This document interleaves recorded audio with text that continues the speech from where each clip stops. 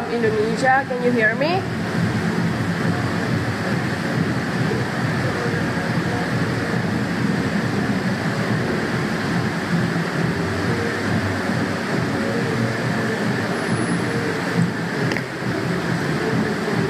I'm just done boxing, so I'm gonna answer all your questions.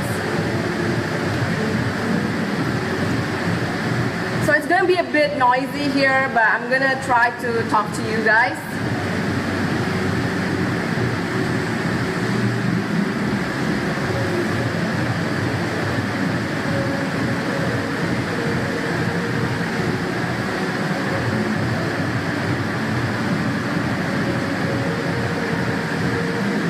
How did I start investing? Okay, so basically I've been a tech entrepreneur for 20 years, almost 21 years actually. I've been always in tech space. My first company is bubu.com. It's one of the biggest digital agency in Indonesia now. So I've been doing a lot of things in the tech space. I've done venture capital. I started one of the early marketplace in Indonesia, which is now invested by eBay. And I've done mobile content provider business. I think I've done almost every type of tech business that you can imagine in this country. So basically from my 20 years of experience, I've decided to give back, and I wanted to help more young people by doing angel investing, because I've done venture capital. I've invested a few companies there, but then I only stayed in venture capital for about 2 years, and I learned from there, and I became really close with the startup communities in Indonesia and also ASEAN. So yeah, from there I've decided to mentor lots of startups and also to help more young entrepreneurs in the tech space, and so I started angel investing about 3 years ago. Okay, so next question. How is the Asia entrepreneurship scene different from the US? This is from Tradecraft. I guess the difference is our ecosystem may not be as sophisticated as the US, but especially in Indonesia, we're still in the nascent period. I mean, it's still early stage, but I think it's an exciting time for us because we are such a big population. We're about 100 million internet users, almost 300 million mobile users. So it's a very exciting time for us, and I think the possibility and the fact that we can do a lot of things and help a lot of solving a lot of the problems that we're facing here in the country using tech is such a exciting time for us here. What do I do to stay grounded and get over stress? I box. See? So how did I meet Jenny? Well, Jenny, I met her because there's our friend who is a journalist from Washington DC. He was the one who connected us, and then I met up with Jenny in San Francisco about in October 2015, and then from there we became good friends, and now we become good business partner. Okay. What are untapped opportunities in mobile for entrepreneurs to consider investing?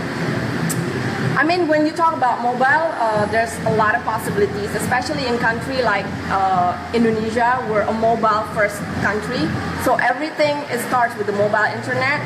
There's a lot of possibilities. I mean, in any sector, we're very excited with fintech, financial technology. We're excited with e-commerce, of course, because we're such a big, huge country. We have about 17,000 islands. When you have 17,000 islands, you need technology to get things together.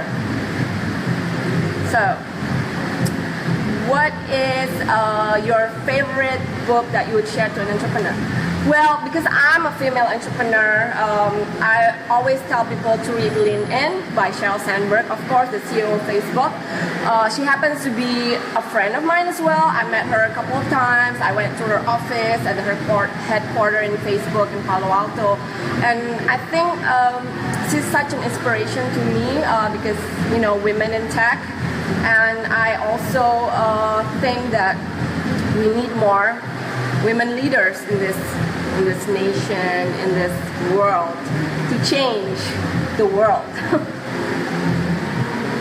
Okay, what are other questions? So I'm in my, as you can see, I'm in the RPM room because outside is so noisy. I just finished boxing, and so I got into this room. Good thing there's no class today.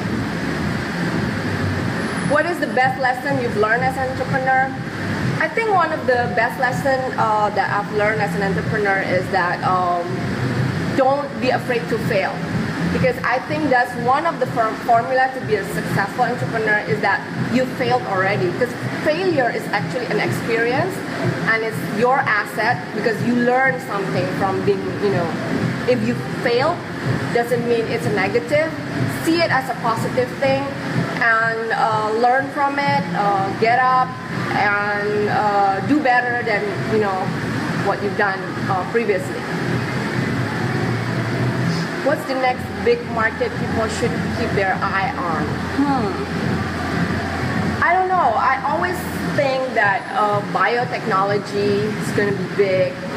Even the financial technology, the fintech space, you know, there's so many exciting things, you know, like Bitcoin and all that. So, you know, there's actually a number of things you get excited with. But, you know, get excited with what you're passionate about. Once you're excited with what you're passionate about, then it'll be all good.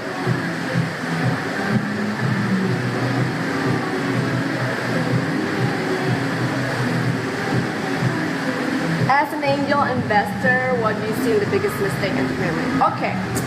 I think one of the biggest mistakes that entrepreneur makes, you know, there's a lot of entrepreneurs that come to me and they share their ideas to me, and they go, you know, I'm so scared that other people will copy my idea. Oh my God, I hate that because, you know, I think ideas without execution is just nothing. And if you have ideas and then you don't do anything about it, for me, it's just a hobby of daydreaming. Because, you know, you just have tons of ideas, but you don't execute it. So what's the use of it? So, you know, don't be afraid that people are going to copy your ideas. It's all down to the execution. If you're good at executing it, then, you know, don't worry about the others.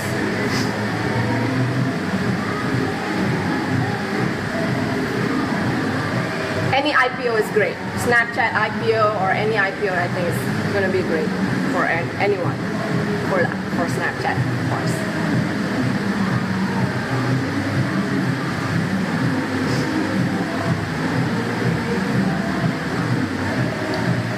So, yeah, so maybe I can tell you a bit about Indonesia because that's where I'm from.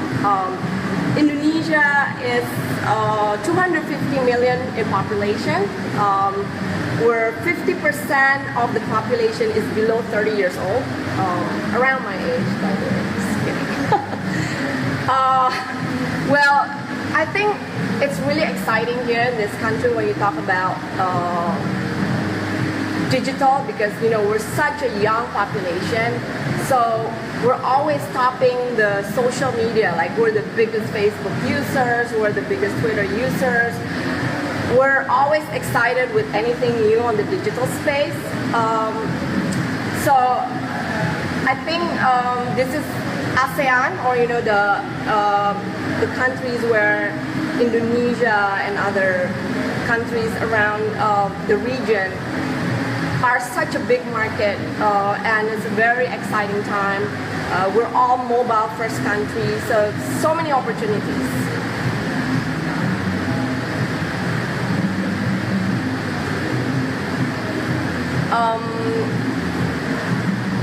Who the person you want to meet the most that you haven't already met? I haven't met Oprah Winfrey and I want to see her one day.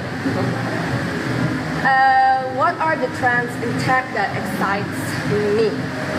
I'm very excited with anything that is related to fashion, that is tech-based, because one of my passion is in fashion. So yes, anything that is related to fashion in terms of, it could be e-commerce, it could be mobile platform that is fashion related, I'm all for it. What made me decide to become an entrepreneur? I think I come from a background, so I'm an architect by study, so I studied architecture, very creative person. I love to create things. I always imagine big things, and so if I work for a company, then I'll be limited to my creativity. So that's why I decided in '96 I wanted to create one of the first internet company in Indonesia. So I think that's what pushed me to become an entrepreneur. It's my passion. I became in love with internet early on, and I studied. I learned how to create website from the internet by myself. I never go to school on a tech site. So I think internet is such a powerful media. That's why I fell in love, and I'm sticking to it until today. Okay, what other questions do you have?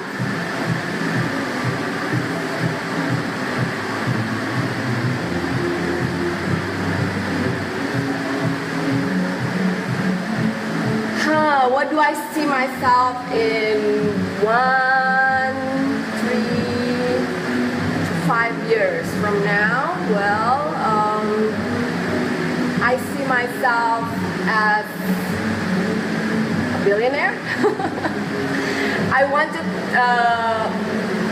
I just want to be somebody who can be helpful to others, meaningful to others. So I do want to help other people, and hopefully when the time I can do that is when I become a billionaire, and I can do a lot from there.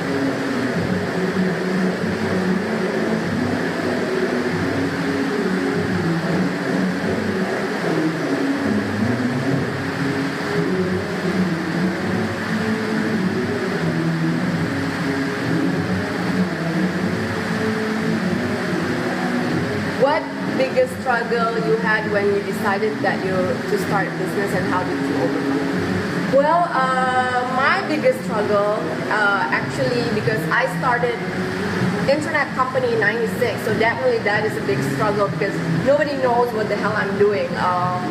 I started a web development company, and it's called bubu.com, which is now becomes the digital agency, and the struggle is that nobody understands what I was doing. It's hard to sell something that people do not understand. So I guess the struggle was also finding people. The human resource was quite tough to find at that time because nobody's doing web design or anything like that. So there's just a number of things that I had to overcome. But then I'm always trying to stay positive.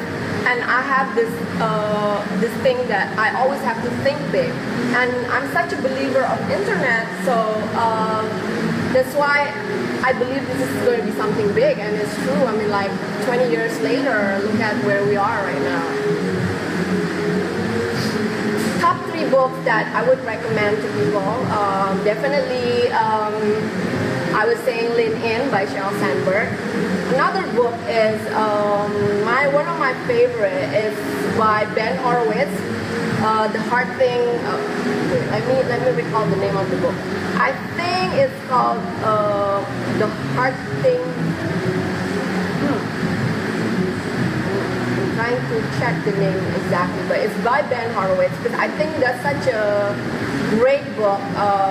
It shows the two sides of the table. Being an entrepreneur is not always always something that is rosy. We struggle, but we can overcome it. It's called The Hard Thing About Hard Thing by Ben Horowitz. Third book that I really like is actually from by Damon John, which is the Shark Tank. The Power of Broke, because that book teaches you that you can start a business from zero. That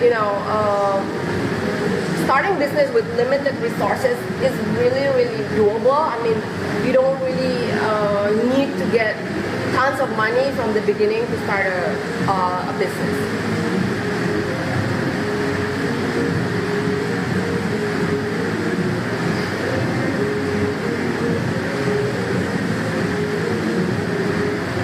Okay, what else?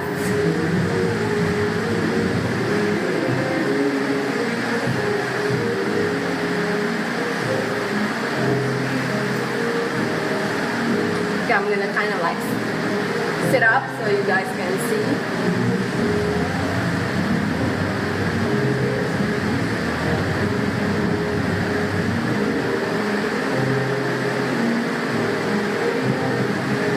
Another question, what tech trend that you see entrepreneurs can take advantage of? Tech trends. Let me see. I think the IoT, that space, still a lot of plenty innovation that we can create from the Internet of Things, and definitely something that any entrepreneurs can get into, because I don't see too many entrepreneurs getting into the Internet of Things compared to the platforms entrepreneurs.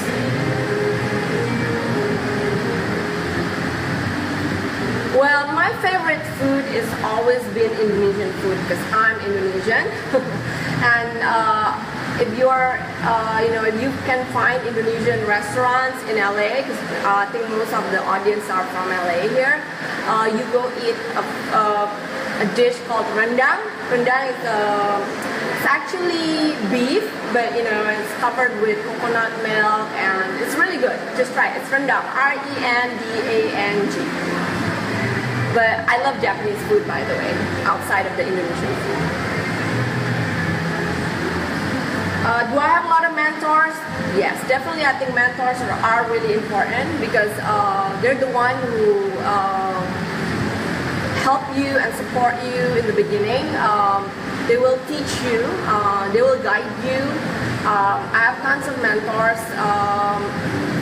Could be even from my dad. And I've met tons of people, in the past 20 years. Even today, I still have mentors, and I consider like Sheryl Sandberg as one of my mentors because when I do see her, even though I don't get to talk to her much, but she's been very supportive. Like I created events in Indonesia, tech events, big one called ID Buy. And she sent me videos that we can show during the event. So I think that's one of the ways, how mentors or people that we look up to supports.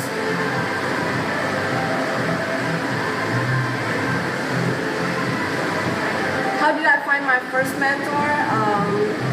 Actually, I just met my mentor through an event.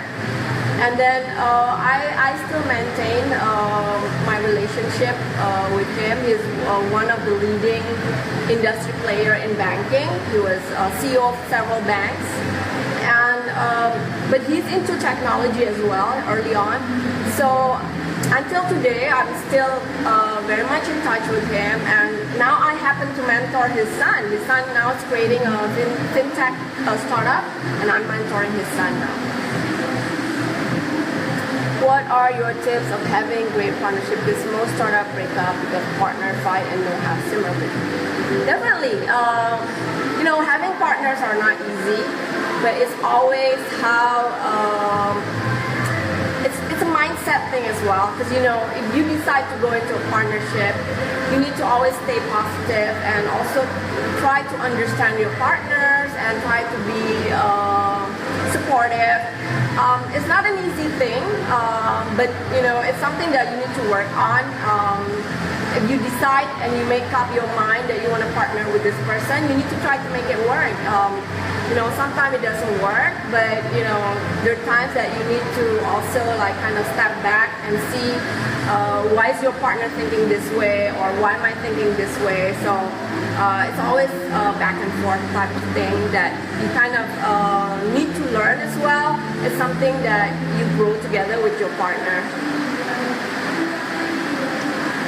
You juggle a lot of things. How do you maintain a work-life balance? Okay, so I have 2 kids, 2 daughters. I'm also a wife. I'm also a CEO. I'm advisor to many companies, advisor to a lot of startups, advising a number of organizations as well. But when you can always limit yourself. I mean, it's all how you manage time. On weekends, I work out, and then I'm going to lunch with my daughters after this, and then you spend your time weekends with your family if possible. You don't do stuff that is not family related on weekends. I mean, sometimes it's hard, but I think you just have to kind of like, time yourself and manage it. And then daily, I work from morning till around 7 to 8 o'clock. And then you go home, kind of like, I tuck my daughters in, speak to my husband a bit. And then it's just it's a daily thing, but you try to manage balance, but it's not easy, but you just try it. What is the one thing you wish you knew before you started your first business? I think one of the things that I wish I knew is that business is all about timing. Because I consider myself to see things too far before it's time. I started internet business in 1996, so that's way before Facebook, Google, or any big tech giants that we see these days. But it may not be the best thing because I've probably closed down more than 10 companies. I've started a lot of other .coms besides my Bubu.com. I've done a news portal, I've done an entertainment portal, I created a free email portal. I think I've done almost everything, and they didn't survive because I was just too early, the market was not ready. But I don't know, some people call me visionary, some people call me because I'm a pioneer, but it may not be also the best thing, but for me it's something that I think it's an asset of who I am right now, because I learned from my mistake, even though I closed tons of companies, and also, but on the process, I think I've educated a lot of people and I've learned a lot of things. So I think it's always a great thing to start companies and to build your own growth, personal growth. Okay, so I wish that I knew that timing is really important in creating business.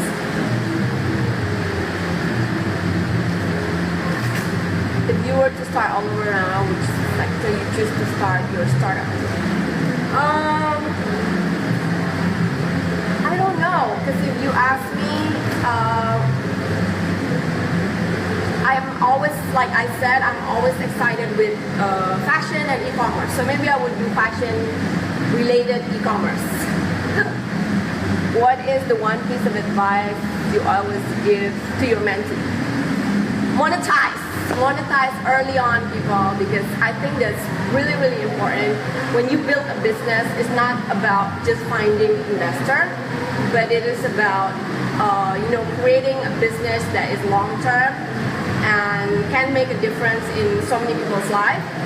So I always tell them, don't forget to create a business that is meaningful, long-lasting, and you can always build a business even without investors. So just remember that investor is there to help you probably grow faster. So in the beginning, you may not need investor. You create business from scratch, which what I did. At 96, there was no angel investor, there was no venture capital. It was more like I find co-founders who have the same vision as me, and we created the company together. and we put in our own money, we struggle together.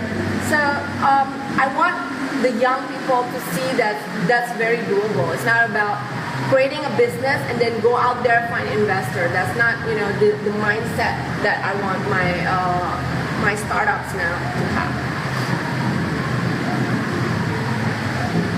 The one piece of advice you always give to my mentee, definitely my advice that they need to execute their ideas. So I have this saying, ideas without execution is just a dream or it's just a hobby, because a lot of my startups, they have ideas and they just talk about it and they don't execute. If they don't execute, that means they cannot create something big. And always think big. Think big is really important, because when you have that mindset of thinking big, then you will become big.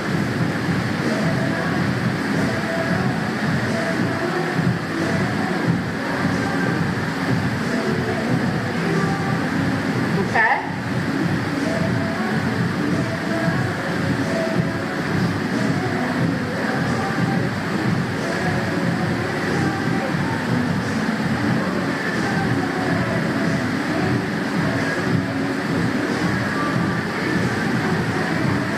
What do I look for people when I invest? Definitely, first I look at the co-founders, making sure they are really, really good entrepreneurs. Because being an entrepreneur is really hard. You need your tenacity, you need to be dedicated, you need that hard work. So I looked at, first of all, in the beginning probably I look at their product. Do they have a good product? Do they have a good business model? But at the end of the day, I invest on the people, I invest on the co-founders, and I invest on the team. Because I'm sure if you have a great team, you can build anything, and you have to have that spirit of entrepreneurship. It's really, really important.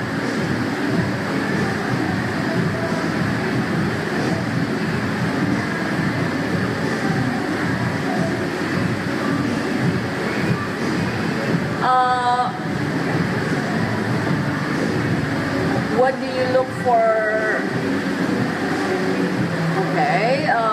What does Youngry mean to you when you hear it? Youngry means you're young and you stay hungry. It means like you will push to the limit and you will work hard for it. And number one, tenacity is really important as an entrepreneur. And stay creative, stay innovative. That's how I see it. When I hear Youngry, that's how I see it. Would I invest in that? Snapchat IPO? Why not? If you have the money, why not?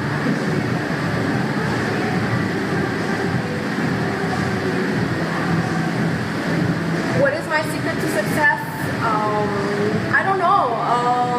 For me, it's all about mindset. Success for different people has different meaning. For me, I consider myself successful, it means that I've helped a lot of other people, I've inspired other people, and I'm useful to other people. Other than that, if I'm not there yet, then I'm not successful yet.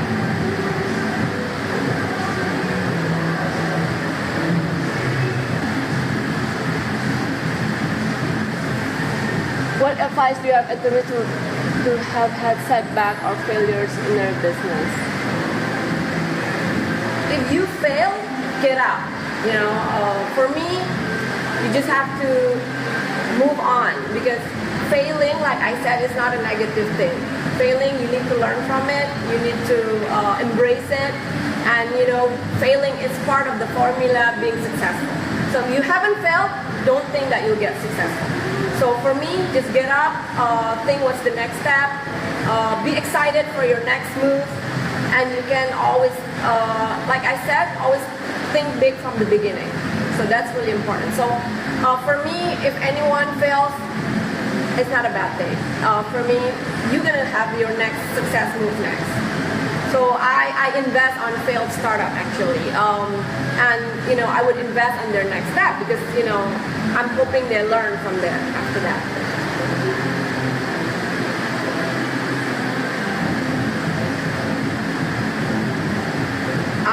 I think my half hour should be up soon, so anyone want to ask more questions, 2 more, 3 more questions, then probably I'll wrap up. I promised my daughter to take them to have some lunch.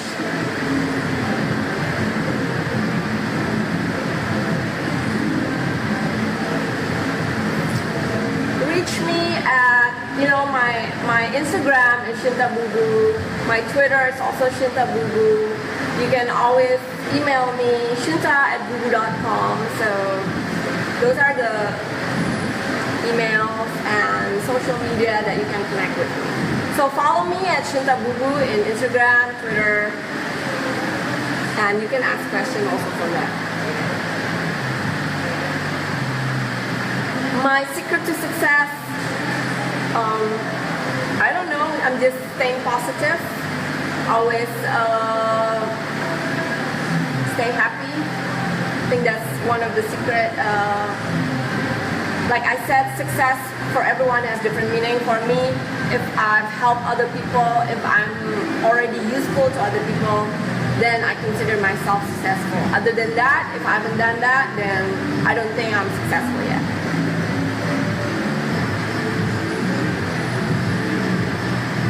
Yes, thank you so much. It's been great talking to everyone. So see you and hi from Indonesia. Thank you guys.